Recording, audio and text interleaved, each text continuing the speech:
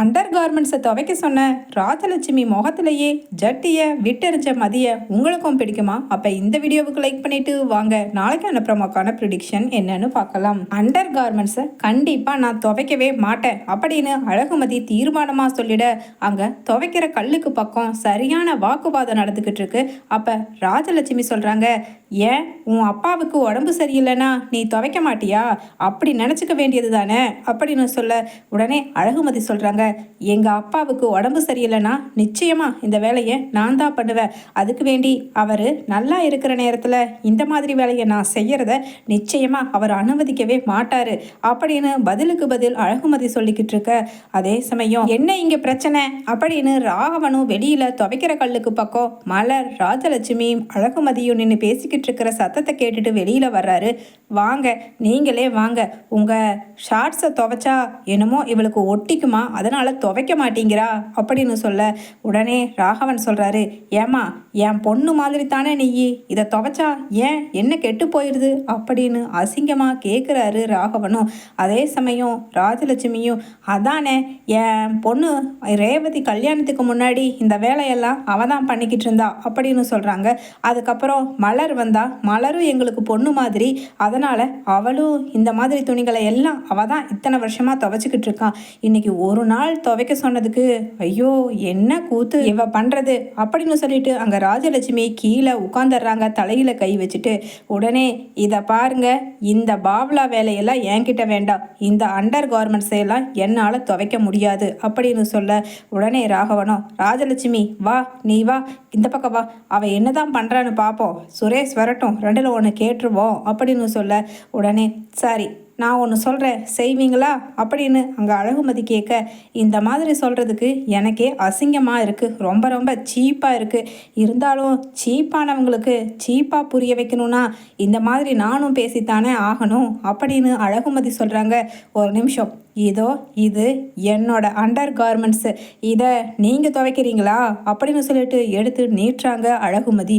உடனே ராஜலட்சுமியும், சீச்சி சீச்சி என்னடி கருமோ, யாருக்கிட்ட கொண்டு வந்து என்ன காரியம் பண்ணுற அப்படின்னு சொல்ல, இதே மாதிரி தானே எனக்கும் இருக்கும், அப்புறம் என்னோடது மட்டும் கசக்குது, உங்களோடதெல்லாம் ரொம்ப தங்க கட்டி அப்படின்னு சொல்லிட்டு அழகுமதி பேச, அசிங்கமாக பேசுகிறா இவ, என்ன பொம்பளையா இவ அப்படின்னு ராஜலட்சுமி தலையாக அடிச்சுக்க. இதை பாருங்க, நான் ஒன்றும் அசிங்கமாக பேசலை, நீங்கள் தான் அசிங்கமாக பேசுகிறீங்க, என்னோடத யாருமே எந்த கிளாத்தையும் கையில் தொடுறதுக்கு கூட நான் அனுமதிக்க மாட்டேன், ஏன்னா அது பாவம்னு நினைக்கிறவ, என்னோட வேலைங்களை நான் கரெக்டாக பண்ணிக்கிறேன், உங்களோட வேலைங்களை அண்டர் கார்மெண்ட்ஸை நீங்கள் துவைங்க அப்படின்னு சொல்ல உடனே, அம்மாடி தாயே நீ ஒன்றும் துவைக்க வேண்டாம், இந்த பக்கம் வா அப்படின்னு நகர்த்தி விட்டுட்டு ராஜலட்சுமி நகர்ந்து துவைக்கிற கல்லுக்கு பக்கமாக போய் நின்று, மலரே இங்கே வா நீ துவை அப்படின்னு சொல்ல ஷாக் ஆகிடுறாங்க மதி. அடைச்சி உங்களுக்கு புத்தியே வராதா?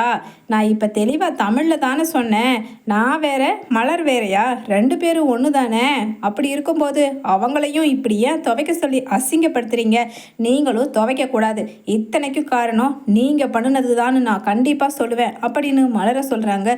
உடனே மலரும், மதி என்ன பண்ணி தொலைக்கிறது, ஒவ்வொரு நாளும் எனக்கு ரொம்ப அருவருப்பாக இருக்கும் இந்த மாதிரி ஷார்ட்ஸ் எல்லாம், அதுவும் மாமாவோடதெல்லாம் துவைக்கும் போது எவ்வளவு கில்ட்டியாக அசிங்கமாக எனக்கு ஃபீல் ஆகும், இருந்தாலும் என்ன பண்ணுறது, இவங்க கிட்ட இருந்து தப்பிக்கணுமே, அதுக்காக இந்த வேலையை நான் தான் பண்ணிக்கிட்டு இருந்தேன் அப்படின்னு அழுகிறாங்க அழகு மலர். உடனே இந்த வேலையை இனிமேல் நீங்கள் பண்ண வேண்டாம், உங்கள் புருஷனுக்கு கை நோகக்கூடாதுன்னா நீங்கள் துவைங்க, அப்படி இல்லைன்னா அவரே துவைச்சி போட்டுக்கட்டும், ரெண்டுமே தப்பில்லாத காரியம்தான் அப்படின்னு அழகுமதி ராஜலட்சுமி கிட்ட சொல்ல உடனே ராகவன் சொல்கிறாரு, லட்சுமி அதுதான் ரெண்டு பேரும் மாற்றி மாற்றி என்னை ஏலம் போட்டு எவ்வளவு அசிங்கப்படுத்தணுமோ படுத்திட்டாங்களே, இன்னமும் நின்றுட்டு ஏன் நீ வேடிக்கை பார்க்குற, அதை கசக்கி போட்டு நீயே காய போட்டுட்டு வா, அதுக்கப்புறம் இன்னைக்கு சாயங்காலம் இருக்குது இதுக்கு பஞ்சாயத்து அப்படின்னு என்னமோ தப்பே பண்ணாத யோகியக்காரனை போல ராகவன் பேசிக்கிட்டு உள்ளே போயிடுறாரு.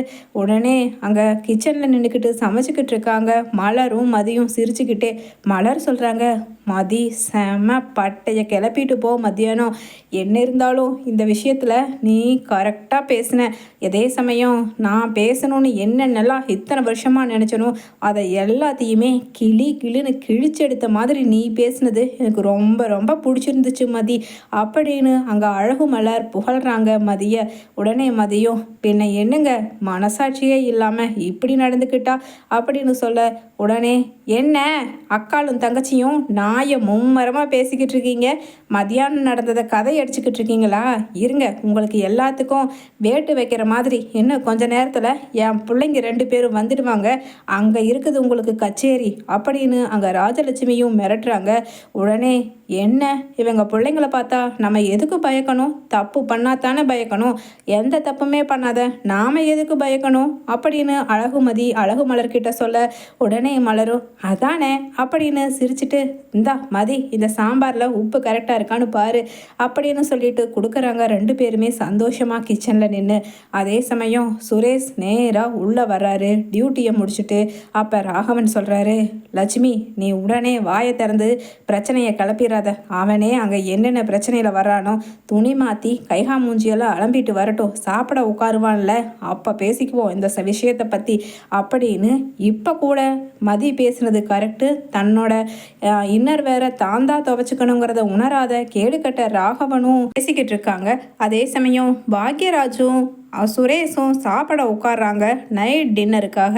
அப்போ அண்ணி இன்னைக்கு என்ன ஸ்பெஷல் அப்படின்னு கேட்க சுரேஷ், இதோ சாம்பார், அதுக்கப்புறம் இட்லி, புதினா சட்னி, கூடவே ஆனியன் ரோஸ்ட் சுரேஷ் அப்படின்னு சொல்ல உடனே புதினா சட்னியா நமக்கு சுத்தமாக சேராதுன்னு தெரிஞ்சுட்டே 2 பேரும் சேர்ந்து பேசி வச்சு சமைச்சிருக்காங்க அப்படின்னு மெதுவாக ஆரம்பிக்க உடனே பாக்யராஜ், அம்மா உங்களுக்கு சேரலைண்ணா அதை விட்டுட்டு சாம்பார் வச்சுருக்காங்கல்ல அதை சேர்த்துக்குங்கம்மா அப்படின்னு சொல்ல, டே பாக்யராஜ் வர வர நீ பேசுகிறதே சரியில்லடா, இன்னைக்கு உன் பொண்டாட்டி என்ன வேலை செஞ்சா தெரியுமா?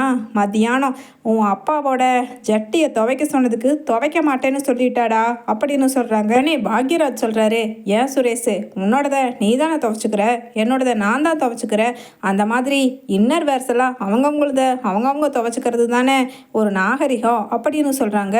உடனே அங்கே அழகுமதியும் கரெக்டாக சொன்னீங்க, இதைத்தான் நான் மத்தியானமும் சொன்னேன், ஆனால் என்னமோ ஊர் உலகத்தில் இல்லாத மருமக கொடுமையாட்ட நான் சொன்னதை அவ்வளவு பெருசாக்கி ரொம்ப பெரிய பிரச்சனை பண்ணி என்னமோ நீங்கள் 2 பேரும் வந்தால் எங்கள் 2 பேரையும் அவ்வளவு பெரிய குத்தம் பண்ண மாதிரி போட்டு கொடுக்குற மாதிரி பேசிக்கிட்டு இருக்காங்க அப்படின்னு மதி சொல்ல, இவ விளங்க வச்ச மாதிரி தான் குடும்பத்தை கெடுத்து குட்டி சபர் பண்ணி கண்டிப்பாக என்னென்ன நிலைமைக்கு இந்த குடும்பம் போக போகுதோ அப்படின்னு ராஜலட்சுமி சொல்ல உடனே சுரேஷ் சொல்கிறாரு, ஆமாம் இந்த ஒரு விஷயத்தில் நீங்கள் பேசுகிறது ரொம்பவுமே தப்புமா, மதி சொல்கிறது கரெக்டு, யாருக்குமே ஒரு மாமனாரோட இன்னர் வேற மருமகளை துவைக்க சொன்னால் ஒரு அருவருப்பாக தானமாக ஃபீல் பண்ணுவாங்க, அதுவும் இவங்க கொஞ்சம் எக்ஸ்ட்ராடினரியான மருமக, புருஷனோடதை கூட துவைக்கணும்னா கண்டிப்பாக துவைக்க மாட்டாங்க, அப்படிப்பட்டவங்க கிட்ட இப்படிப்பட்ட வேலையை கொடுத்தீங்க பிரச்சனை பெருசாகத்தானமாக செய்யும் அப்படின்னு சொல்ல அப்படியே மதி முறைக்கிறாங்க சுரேஷை பார்த்துட்டு.